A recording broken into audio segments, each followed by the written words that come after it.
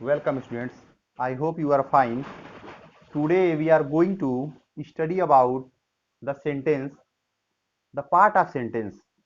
There are two parts of sentence, subject and predicate. Subject and predicate is the most important part of English grammar. So we are going to study about subject and predicate.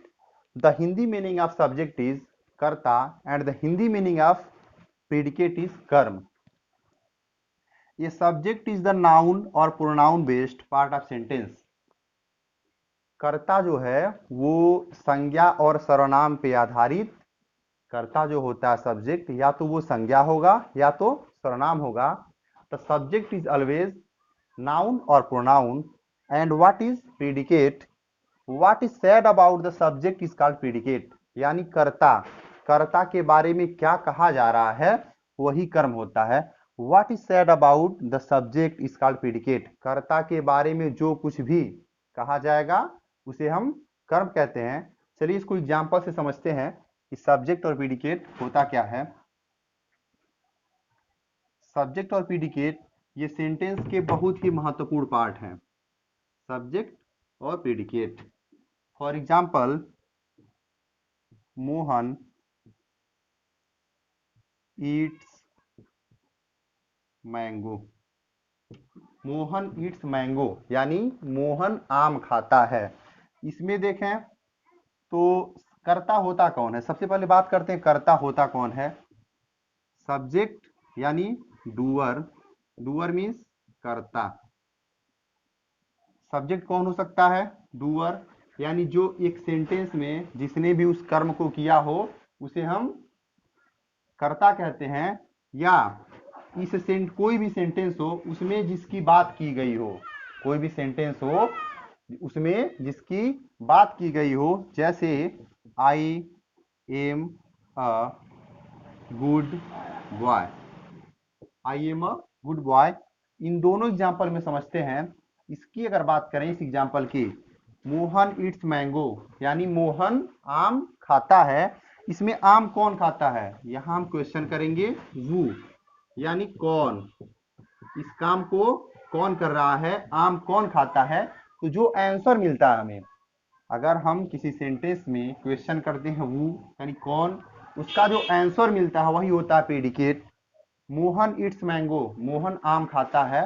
Who Yeats mango? Mohan. Mohan क्या है? Subject. यहाँ पे मोहन क्या है? Subject.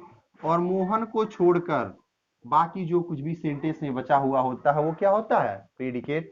ऐसे दूसरे example की बात करें, I am a good boy, I am a good boy. इसमें क्या कर किया जाता है? किसके बारे में? अच्छा लड़का है. कौन अच्छा लड़का है? अच्छा लड़का है तो कौन, यानी मैं, आई. आई क्या है? सब्जेक्ट है.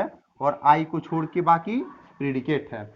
अब इन दोनों एग्जाम्पल को देखने के बाद ये पता चला कि जैसा कि सब्जेक्ट का डेफिनेशन हमने पढ़ा कि सब्जेक्ट हमेशा क्या होता है? नाउन और प्रोनाउन.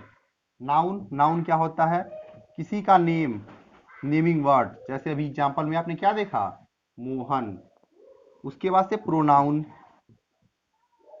प्रोनाउन जो होता है इन सब शब्दों के स्थान पे यानी नाउन के जगह हम जिसको रख सकते हैं, नाउन शब्द की जगह है हम और किसी जो दूसरे शब्द का इस्तेमाल करते हैं उसे ही प्रोनाउन कहते हैं. तो आई लिखा गया था, आई इसमें क्या था?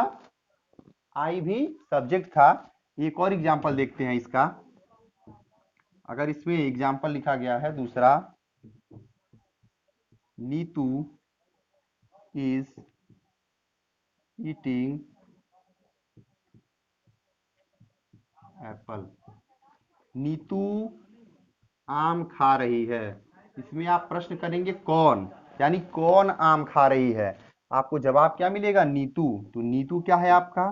सब्जेक्ट. नीतू को छोड़ के बाकी जो कुछ भी बचा है वो है प्रेडिकेट. यानी ये आपका सब्जेक्ट है और इसको छोड़ के जो कुछ भी बचता है वो प्रेडिकेट है. एक और एग्जांपल देखते हैं.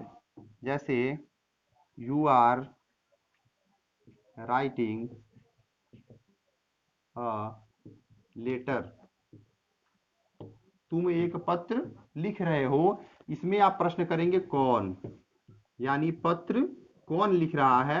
आप क्वेश्चन करेंगे इससे वो, यानी पत्र कौन लिख रहा है, जवाब में आपकी क्या आएगा, रिप्लाई में यू। तो यू क्या है, सब्जेक्ट है, और यू को छोड़ के सेंटेंस में बाकी जो कुछ भी बचा रहेगा वो क्या है, वो प्रेडिकेट है।